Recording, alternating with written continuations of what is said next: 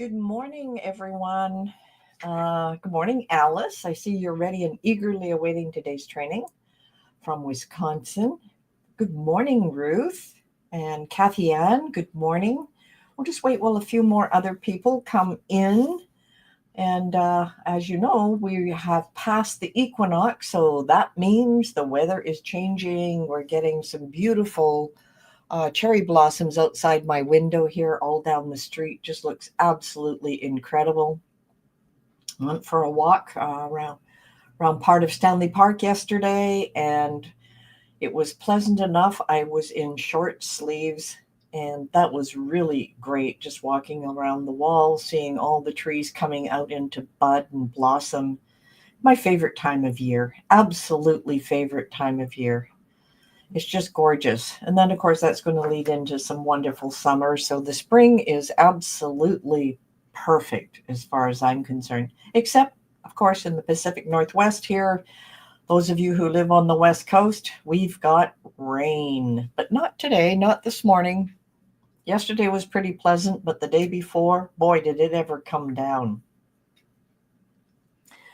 Must have to pop out of the stream sometime. Apologies in advance, no problem. It's snowing. Kathy Ann, that sounds awful. Snow. Who wants snow at this time of year? Good morning from North Carolina. How's the weather there, Janine? Just curious. We always talk about the weather at the beginning anyway. We see more and more people are coming in. Just wait maybe, another 30 seconds or so. Penny, beautiful here, and 74. Ellen, we are warm in Florida. Yes, I've been watching the Miami Open, just my favorite thing. And they said it was really quite into the 90s in Miami. So I can imagine it's fairly warm. Excuse me. Okay, beautiful. Anyone else want to make some comments before we get going? We have a really exciting day today as to what we're going to be doing. So let me just go through some of the slides, and I will keep an eye on the comments at the same time. So of course, today we're talking a lot about the color wheel, and Tika's going to take us through some color, what we call color theory, so you have a better understanding of it.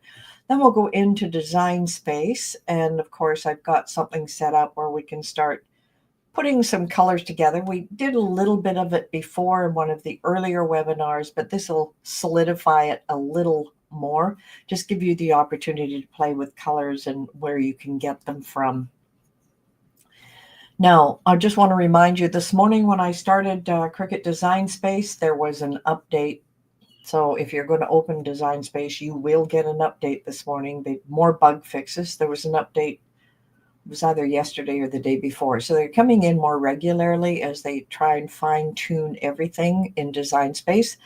And I know it's annoying, but they are improving each and every time. So I absolutely love it.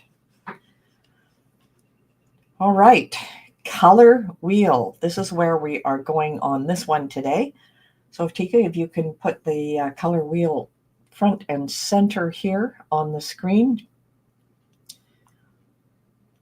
Don't you have other things to go through first? Probably you're right.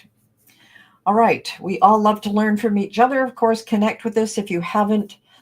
I notice a few people have been joining our YouTube channel. Thank you so much. We need to build that up. We are working on at least producing one new video per week, plus whatever we do for the webinar or other training.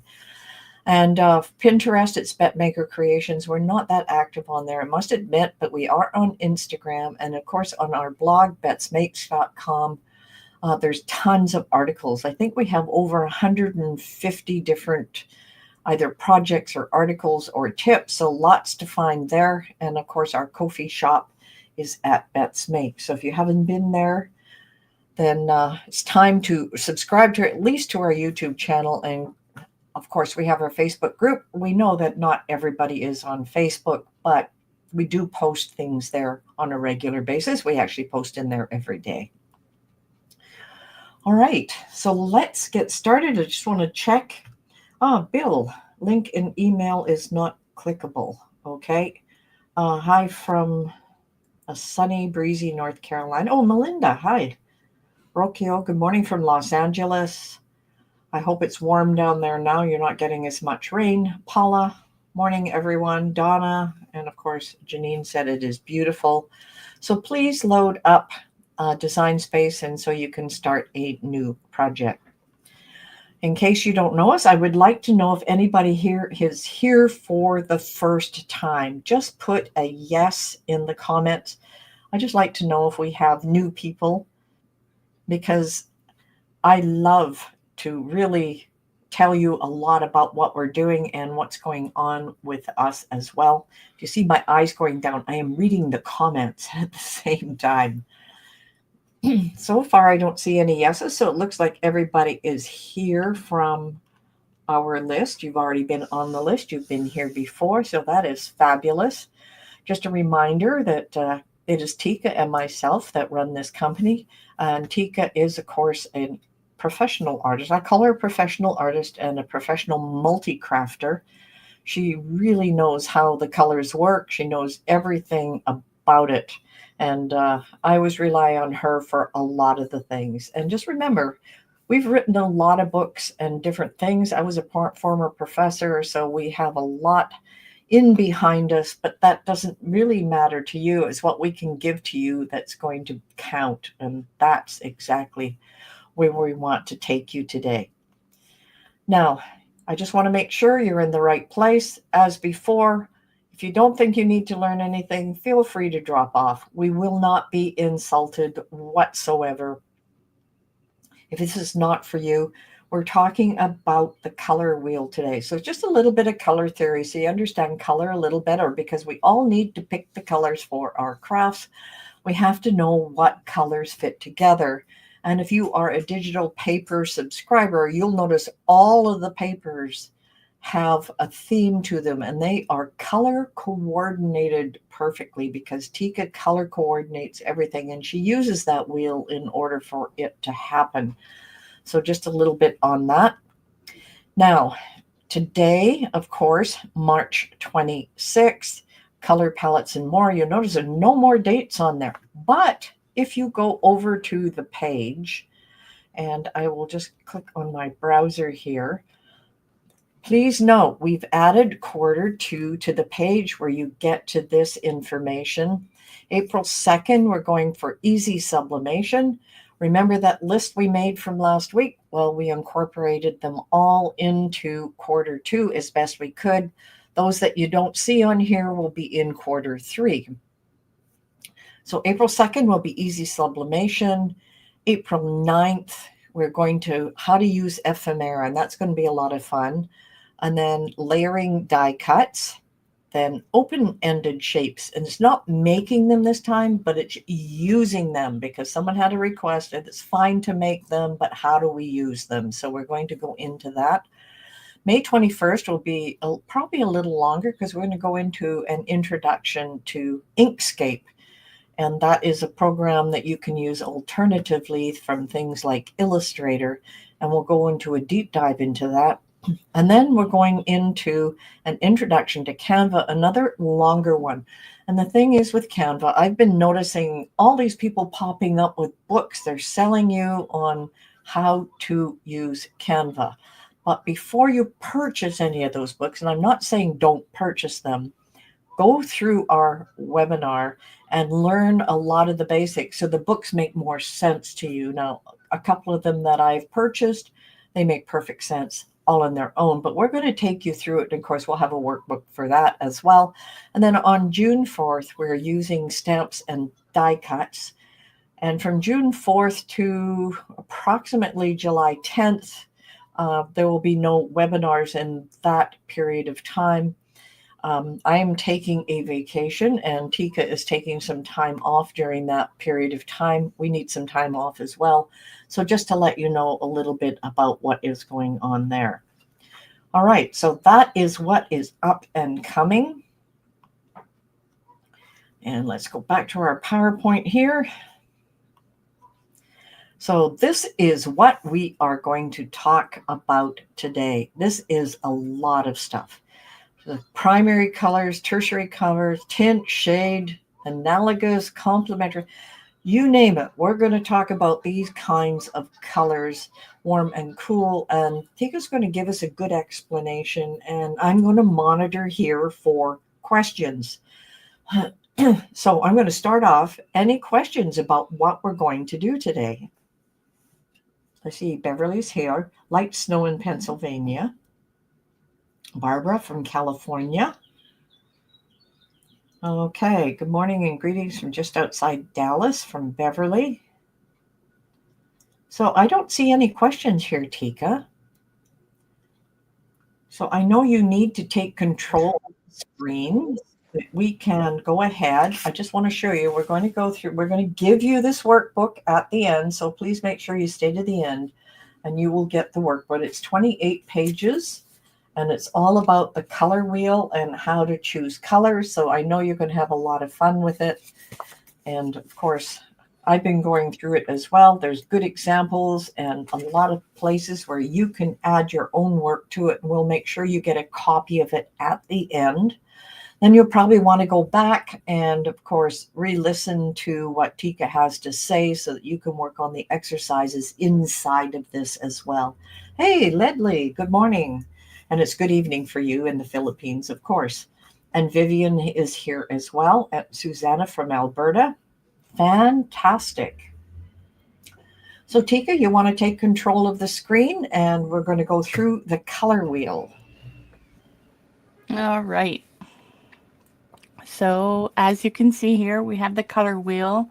The color wheel usually comes like this, or down here in the corner like this, or even like this.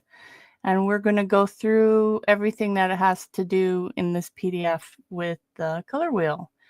So the first thing that we're going to deal with is primary colors. Now the primary colors are red, yellow, and blue. And they're called primary colors because they can't be mixed. They can't be made by mixing any of the other colors. So usually on the color wheel, you'll have your hues here. And this is where your main hues will be found. And then after our primary colors, we're going to have secondary colors. And secondary colors are orange, purple, and green. And those are made by mixing your primary colors. So red and yellow makes orange, yellow and blue makes green, and blue and red will make purple. And those are considered your secondary colors. Next on the wheel are your tertiary colors. And tertiary colors are when you mix a primary color with a secondary color. So as you can see here, we have red and orange, and that makes a red-orange. And then orange and yellow makes a yellow-orange. Yellow and green makes a yellow-green. Green and blue makes a greeny-blue. And blue and purple makes a blue-purple, and then purple and red will make a nice red-purple or magenta. And that is your tertiary colors. So next we're going to explain what a tint is. Now, if you notice in the middle of the color wheel here, these colors are lighter than the hues, the original hues. And that's because a tint means you're adding white to a color.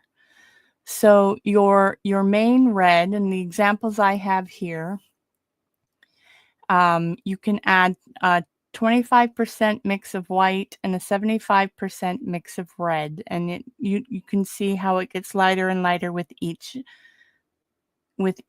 added tint. So your color shades can go from 1 to 99. You can add 1% white and it will be a slightly lighter color than this red, and so on and so forth. So there's like 99 colors you can make with one color just by adding a tint. That always astonishes me that you can have that many different shades of something. No wonder we have a hard time color matching. Right? And then a shade is when you're adding black to a color. So as you can see on this outer part of this wheel, you're adding black to the main hue color, and that makes it darker. And just like a tint, you can have from 1 to 99 different shades of a shade. So the examples of here, I just did 25% black, 50% black, and 75% black. And you can see how darker these are just by adding black on top of the color.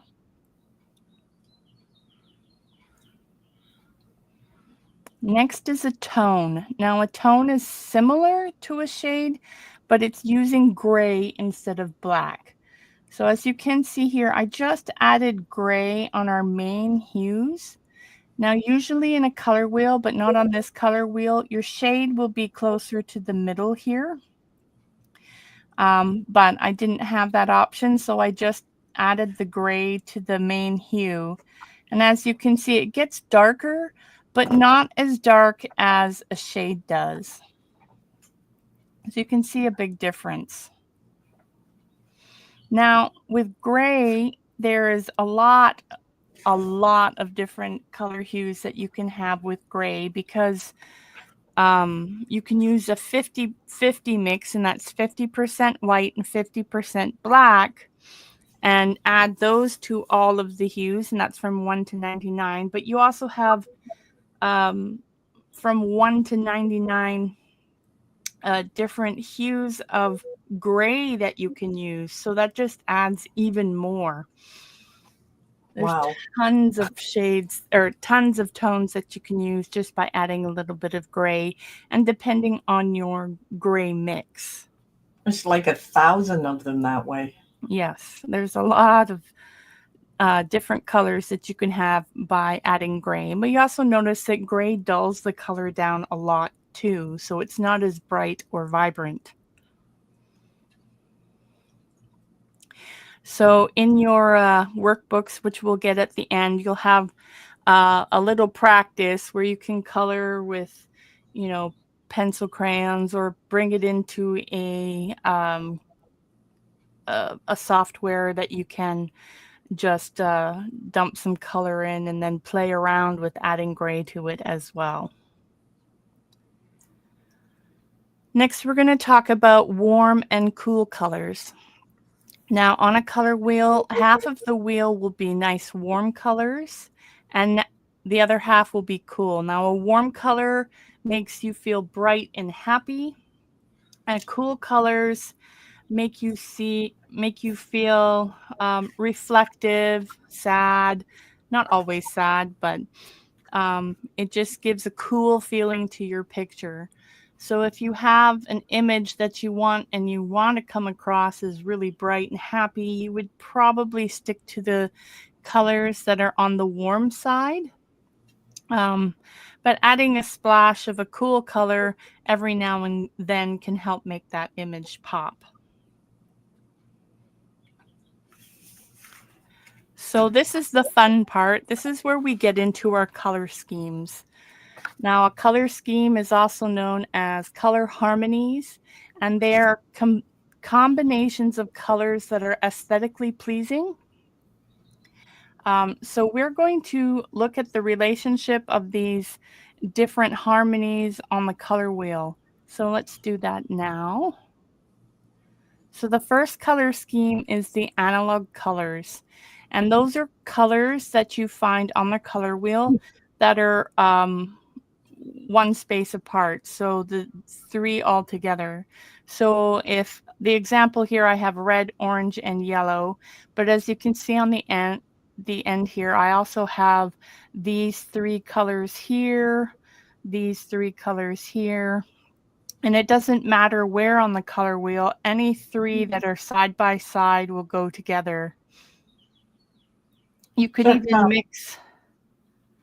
Yeah, so you can mix them together, but when you're in a place like the design space, they just give you lists of colors. So they're kind of putting the 3 together, I would assume. We'll go in and explore it a little later. Yeah, you might need to have a color wheel present with you and just see if you can find the colors in Design Space.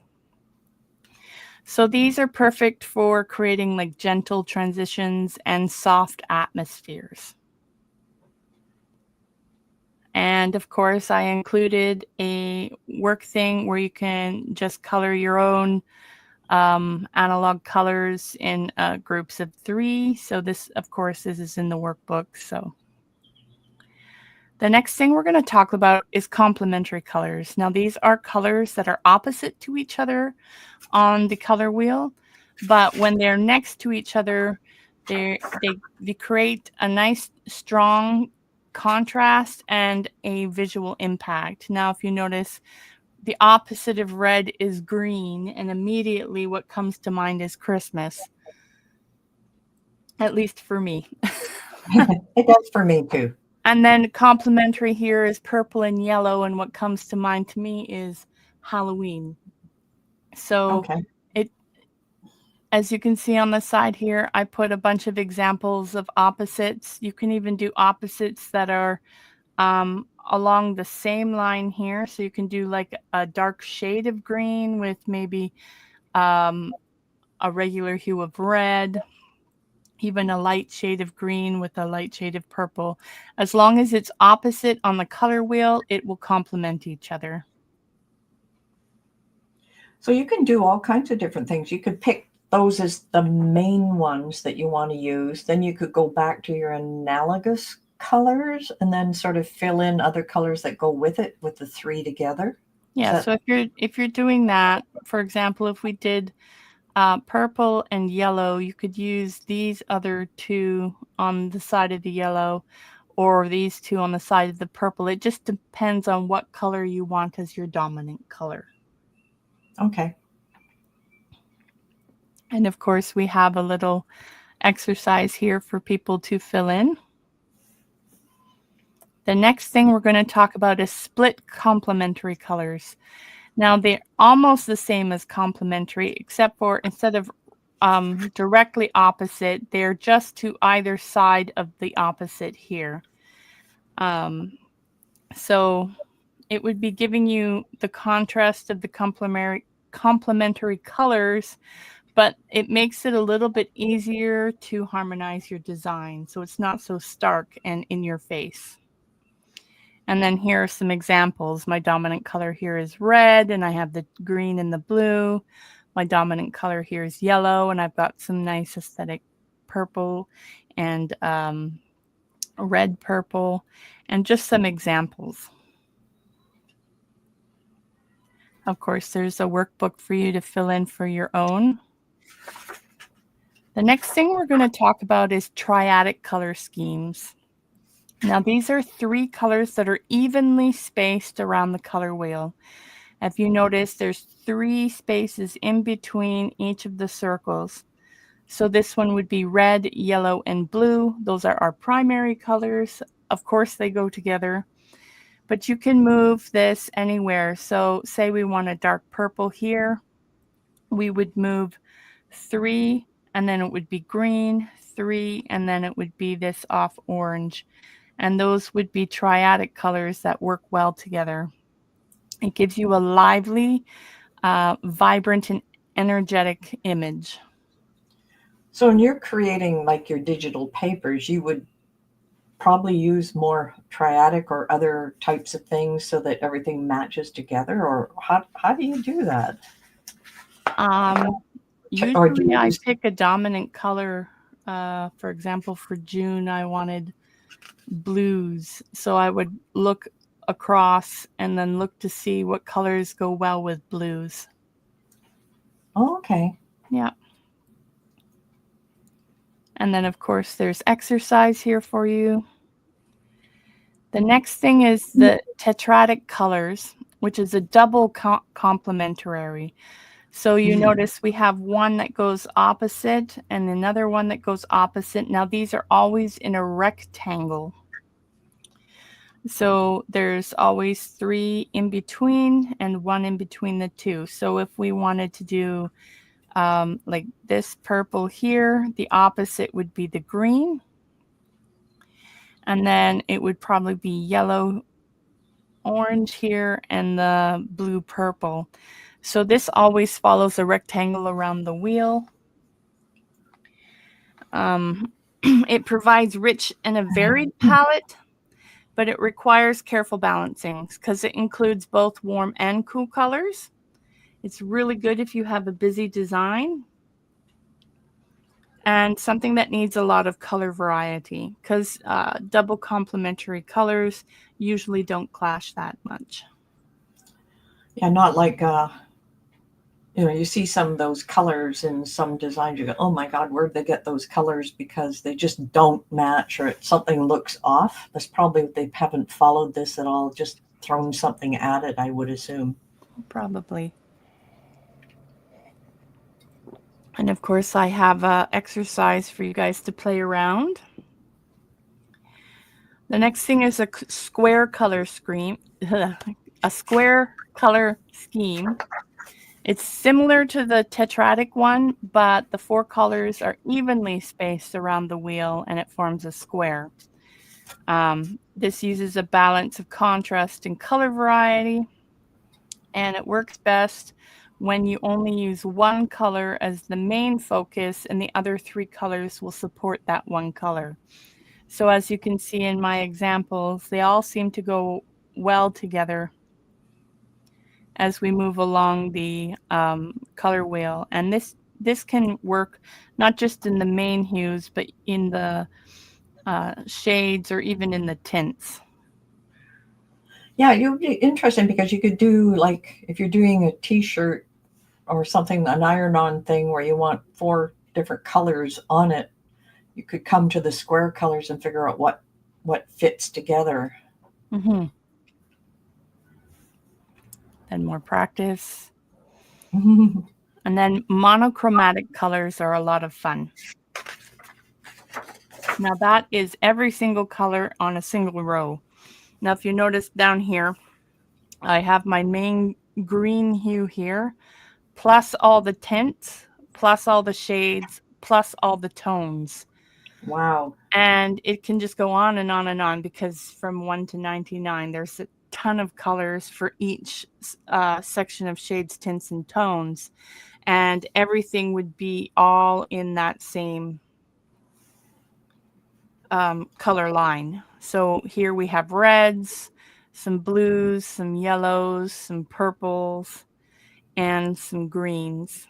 So you could take any one of those lines and, like you said, at the bottom, just keep adding variations of the mix of grays into it or whites into it or blacks into it to really make, a big long stretch of color that you could use. Exactly. So this is all the same color, but we've added some white to some, we've added some black, and we've added some grays to them, but they're all the same color. So if you use a different shade of green, say you're using a brighter hue or something else of the green, and you add your whites and your blacks and your grays on top of that, you can come up with a really pleasing palette that way as well. And color practice. So this strip here just tells you how much white and black I've added and gray I've added to the main hue color there. And then we have some fun additional color information. So there's color value, which refers to how light or dark a color is, regardless of its hue. You can have it have a very high contrast. You can have it a very light contrast. There's saturation, which means how pure or vivid the color is. So the more saturation, the more vibrant it is. The less saturated, the closer to gray it is. And you can play around with that in any, with paints or in your drawing program that you're using. And then there's also something called color temperature with the same hue. So that is putting a different color on a hue. So adding blue to gray or blue to green will give you a different color temperature to your green color. And that's where things get a lot of fun when you're experimenting. You can come up with all these beautiful color temperatures just by adding a different color slightly to it. And then, of course, there's just a little bit here on the psychology of color, which means every color makes you feel something. So green makes you feel, well, for me, it makes me feel like nature. Blues are often very calming and trustworthy. Yellows are cheerful. Reds are like powerful, excitement, love, anger. You've all seen the movie with all those was it, oh, I forgot what the name of the movie is. Anyways, the red was represented as anger, joy was represented as yellow. It's like Despicable Me or something. No, but in that movie, they use a lot of color to signify emotion in that. And of course, there's lots of cultural meaning in color as well. Different colors have different associations to different colors. And Inside Out. That's what it was. Inside Out. yes, inside out. Thank you. And red in Chinese culture means luck. Blues, I think, or pinks in the Japanese culture signifies the cherry blossom season. So there's a lot of cultural meaning in color as well. And then there's also neutral colors. And neutral colors are completely different. Those are the whites, the blacks, the grays, the beiges, the browns, and they don't appear on the color wheel.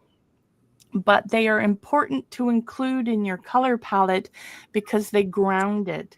So they make it feel more pleasing. It balances out things that are really bold and in your face. They can be used as backgrounds or frames or even calming accents.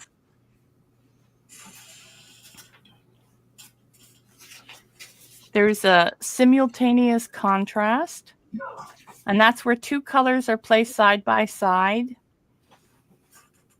And they appear to change based on how they interact. So like a gray next to a bright red might look slightly green, or the same color might seem darker depending on its background. So just by putting the two together? Just by putting the two together. Wow. And you notice that when you play around with colors, if you put a shade down and put a shade next to it, you might be like, oh, this is making it look a little weird. Sometimes you can come up with really weird shades.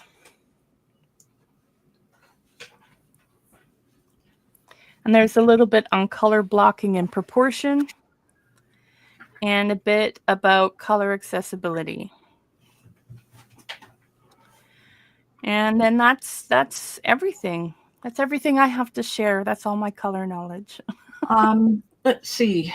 I've got a question here for you before we go to the next one. From Ledley, I want to ask you, what is the best software or application for mixing color? Well, I usually use Procreate because I have an iPad. You can also use Photoshop, Photopea. All of these shades I created right in Canva, and that was fun. I'm going to stop sharing here. I can pull up Canva and just give a little show.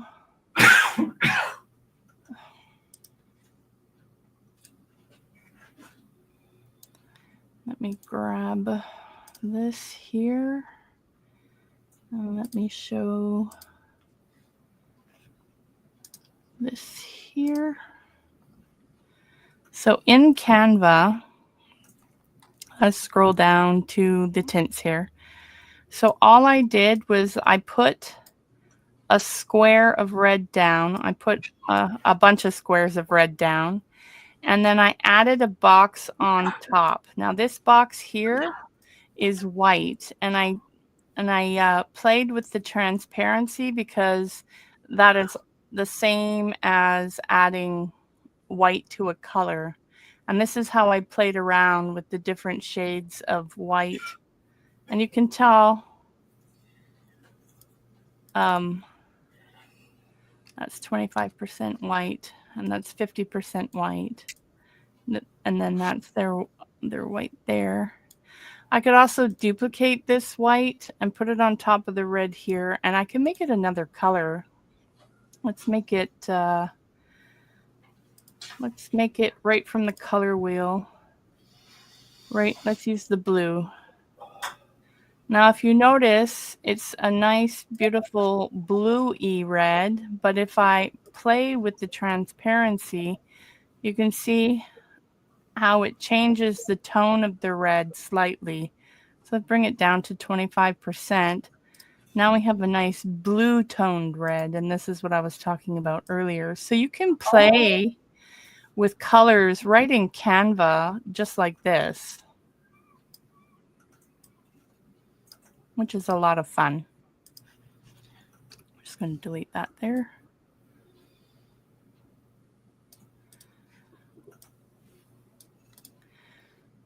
Any other questions?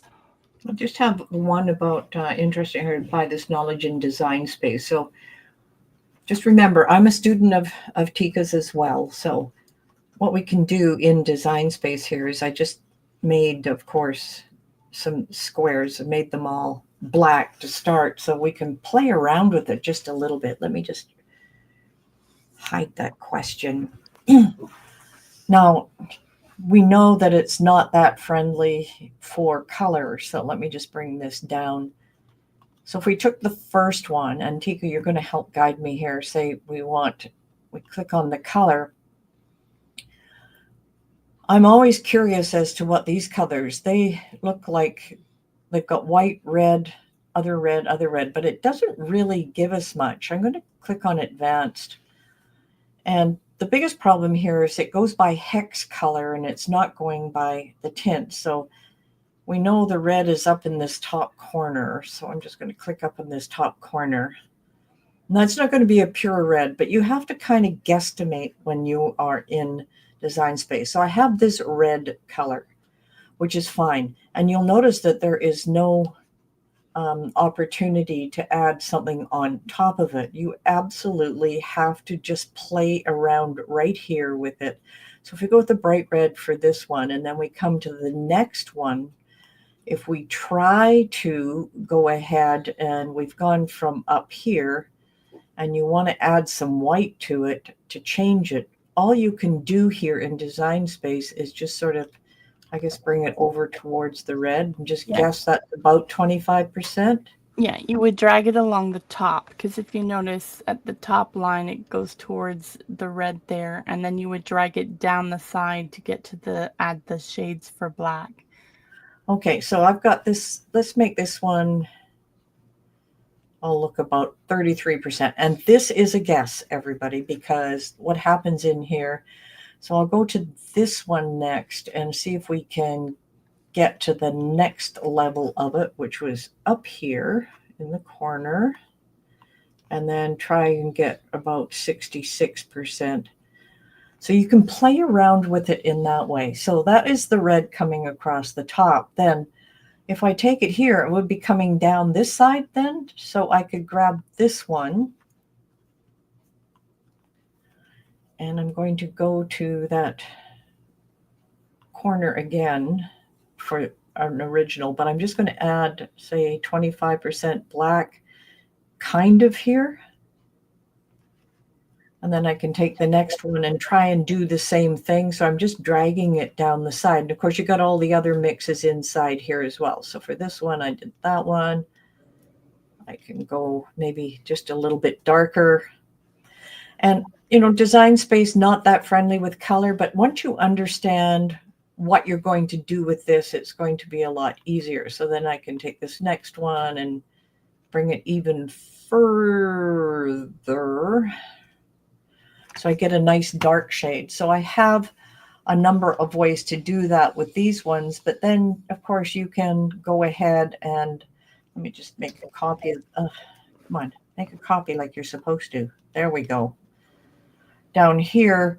And then, you know, taking each one of these and if you go into the color, so there's, you know, your tones and all kinds of different things. You know, you started up here.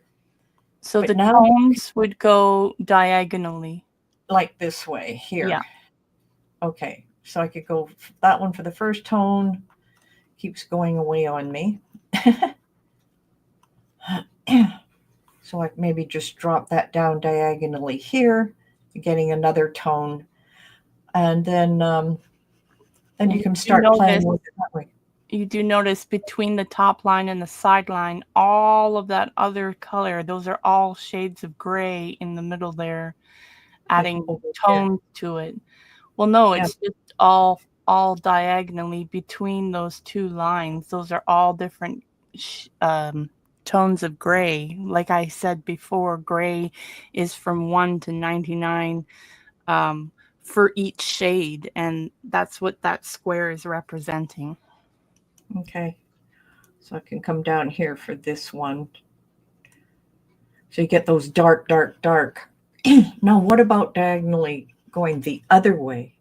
It's just a question. So I want to come up here, but maybe I want it over here, diagonally coming down. Ew. It's still I'm sorry. There are some colors to me that are ew. So it's still a tone. Yeah, I can see where it's making its changes. So, you know, in Design Space, you can do it. It's just not that easy. So let me just grab this one over here. So it's coming down that other side. It can get really dark. So it's similar to the other one, but not quite. So this one was going along the sides and down, and this one was diagonally one way and diagonally the other way. So you can get the different colors that way. Sandra, yes, you could do that. That's color picking. That's kind of like, that's how artists do it. They will just scribble a square or a circle in their drawing program and pick colors from that.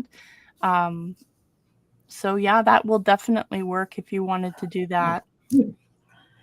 So Sandra had a question here. So it'd be helpful to just answer that.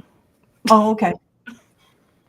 And leave them on the screen. I do that I have a professional palettes blog article, and inside that I've taken a photo. These are all my photos of flowers or something, and use something called the color picker. Now you can get an add-on to either Safari or Chrome. It's called Color Picker, and it's an app.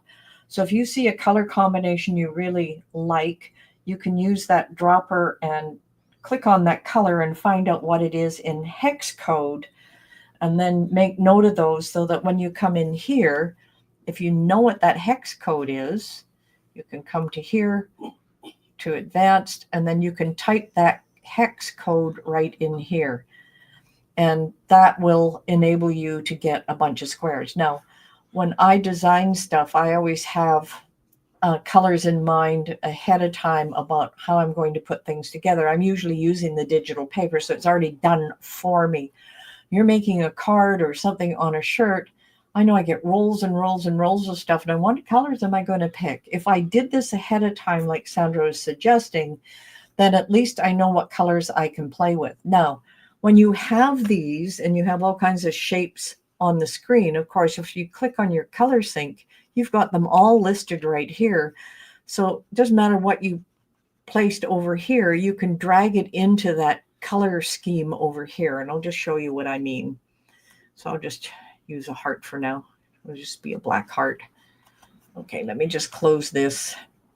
So I've got my heart shape and it's up here, and right now it's black, it's added black. So I can just take this heart shape and decide what color I want it to be in by just dragging it down and say, oh, that would be a nice one right here. And it automatically changes into that color group. So if you're using the squares, it's a lot easier. I'll just do that one more time to make it a little easier. Let's grab this star. Of course, it's black to start. All you need to do is just find it here, the star. And then, of course, I can drag it down. Keep going down. I'll go far down. Okay, it wants me to go right here. I can just scroll down, say I want it to be another color altogether. And as you can see, I can just drag it down and get it to the color that I want it to be.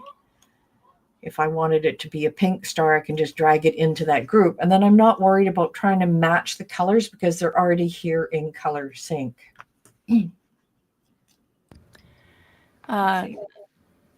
Yes, Inkscape is free. They have a color picker in there. There's a bunch of other free softwares that you can use that have a color picker in them.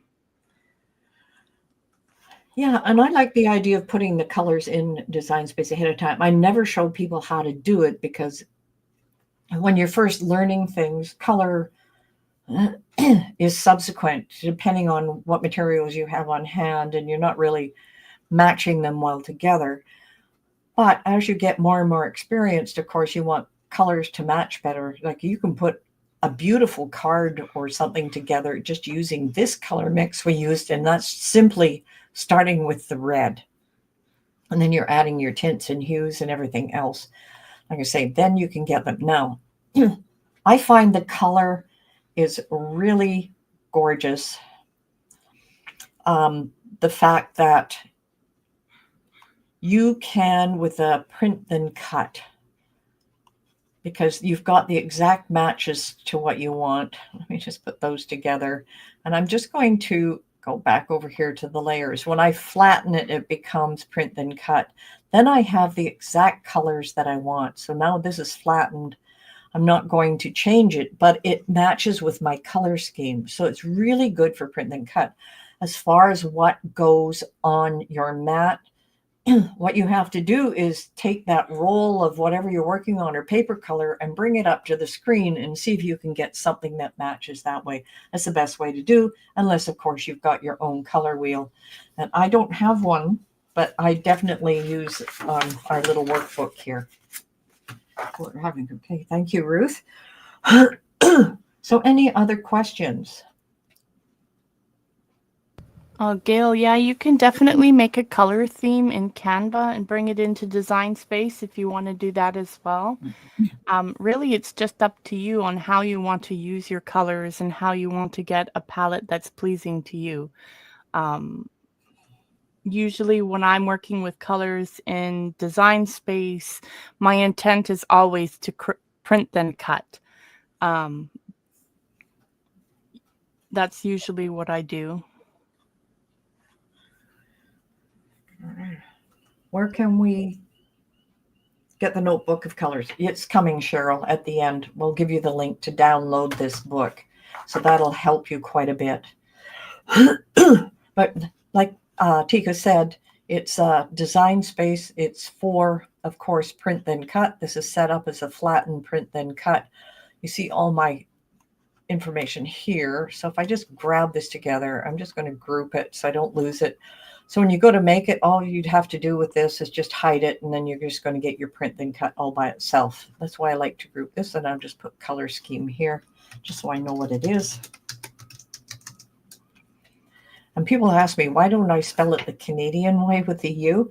And it's because half my family's from the US, and they're in California, and the other half is here. And I worked in Silicon Valley for 12 years for Cisco Systems, training engineers. And so I got used to spelling it without the U, but I also spell it with the U. So both ways work. Okay, any other questions? You're going to have a lot of fun with this. I want you to play with it and definitely come up to Design Space and try it. If you have other software, try it. I use my color schemes right inside Illustrator. I use Illustrator for almost everything. And that is another kettle of fish, and that is a big learning curve if you're interested in Illustrator. I can lead you in the right direction where to learn about it. I did all my learning for Illustrator on Skillshare, and I had a great little teacher there. She called it Illustrator for Lunch, and of course, it took a long time to try and learn all the ropes in it, and I know enough to make it work for me. I'm not going to be an illustrator by any chance, but it just works really well. You can learn Photoshop there as well if you're interested in the bigger programs. But Inkscape, we're going to do a small introduction to Inkscape, of course, here on the set of webinars as well. All right. So this is what we learned today. All of these things were inside of the workbook that you're going to get. And of course, that's what this looks like. I printed mine out on my printer. So now I have a handy guide that I can go through and understand if I'm losing the fact that, these colors don't go together. I can, then refer to the book and be able to pick out my colors. This is something you are going to use all the time, and it's going to make a difference in your projects on what you put together. Instead of just throwing a bunch of paper on the table or different pieces, you're going to be able to match them a little better. And so it's going to make your designs pop just that little bit more. On my PowerPoint here. All right, so that was our color palettes and more. Just go back out to my browser here for 1 second. So April 2nd, that's next week, we're going to do some easy sublimation, and I have a nice fun project for you. We're going to show how to use sublimation in a way that colors show through other colors with sublimation. It's going to be a lot of fun, and we're going to have a lot of fun with that. And then April 9th, of course, is ephemera. April 16th, layering die cuts, and then the last one in April will be using the open-ended shape. So that's what's up and coming. Okay, let's go back here to our PowerPoint. Now, I had mentioned the digital papers. Look at these digital papers. Can you see where Tika has used all, of course, her color wheel to match things and how they fit together? And you'll notice with March, all these things fit together. The greens, I see there's some golds and different colors. And you'll notice with April, the same thing. And of course, if you want those digital kits, it's $19 a year, and you get one every month. So if you don't have one, now is the time to do it. And they are well worth it because everything matches and you're going to play with it. A lot of the stuff what we're going to put in the April workshop, which is coming up April 19th, is going to be using a lot of these digital papers. And of course, it's going to be making things that you can put inside cards, inside boxes, or even in a junk journal. These are all going to be lots of fun things that you can do in order to work with those. And that will be our April workshop. So if you haven't got them, please get that. It's only $19 a year. It's less than $2 a month. I could ask you to buy me a coffee every month and it would cost you more money. So digital kits, if you don't have them, please take time to go and grab those. Do we have to sign yearly, or will it pull automatically the payment? No, it automatically pulls the payment, Cheryl, so it'll automatically renew. Of course, you can cancel at any time. Just be warned, if you cancel before your year is up, you might not get the rest of them because the system will take the tag off your name and all of a sudden you're not getting notification, even though you'll still be in the hub. Just to let you know that. I have ideas for digital paper, would like to learn how to do that. Can you suggest some good resources for learning how to do this? Tika, do you have any places that could go? I always think Skillshare. I don't know. That seems to be my go-to place. But when I was learning digital papers, I just looked it all up on YouTube. Okay. I'm a YouTube learner. I use Skillshare a lot, but YouTube is my other go-to place as well. And trust me, we're always learning. Always, always, always learning new things, because new things start popping up from time to time, as you can tell. And we're a long ways different than we were. How long have we been doing this, Tika? Can you remember? I think it was March 2019 is when we started Bette Makes. 5 Actually, years? that is, oh my goodness, 6 years. I can't believe it. Anyway, we morph as well as we learn new things and be able to give you and share that knowledge with us as well. All right, the thing you have been waiting for. This is your color wheel. That's this book.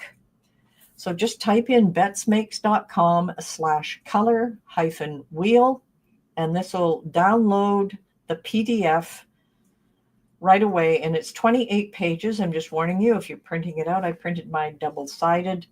I printed it in color because it's a color wheel. And that really helped as well, because then I can visually see things. And Tika's examples in here, just even the analogous colors. So when I'm going through and picking some colors and go, oh, I want sort of a red theme, I can just come up here and just use what she has put in the book. And that is a really nice way to do it as well. Well, looks like it's Beverly's birthday. Happy birthday, Beverly. I didn't know. So any other questions? We've got about 3 minutes left. I trust I will see you all next week on the 2nd for the one on sublimation. I hope everyone learned a lot of stuff. Chrome had me give special permission to download this booklet for some reason. Just clicked again and it downloaded. Okay, I'm glad you got it. Excuse me.